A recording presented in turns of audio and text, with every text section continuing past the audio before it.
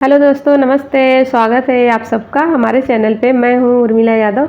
मैं गाने जा रही हूँ एक नाच गीत। कैसा लगेगा कमेंट करके ज़रूर बताइएगा, शेयर सब्सक्राइब कीजिएगा।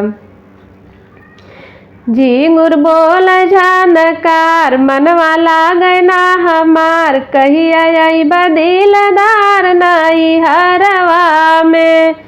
झिंगुर बोल जानकार दिलवा लागे ना हमार, कहिया अइबा दिलदार नाई हरवा में। कहिया अइबा दिलदार नाई हरवा में। पापा लावे पटना साड़ी, मम्मी कह दिहली तैयारी। पापा लावे पटना साड़ी, मम्मी कह दिहली तैयारी। कहिया अइबा दिलदार नाई हरवा में। पापा ले आवे पटना साड़ी, मम्मी कह दिहली तैयारी। कहिया अइबा दिलदार नाई हरवा में।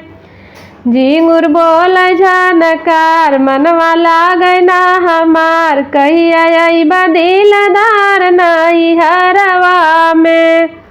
झिंगुर बोल जानकार मनवा लागे ना हमार, कहिया अइबा दिलदार नाई हरवा में।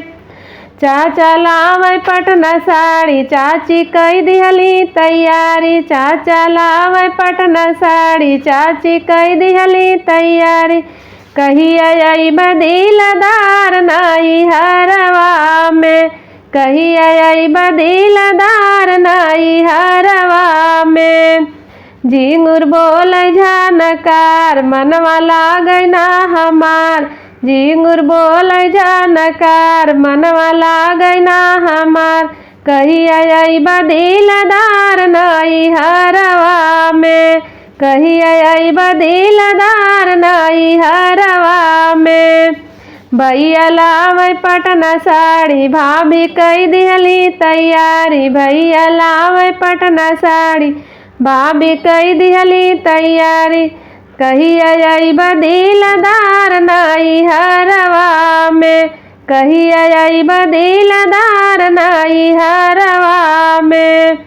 झिंगुर बोल जानकार दिलवा लागे ना हमार।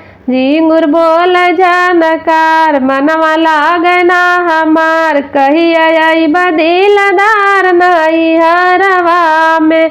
कहिया अइबा दिलदार नाई हरवा में।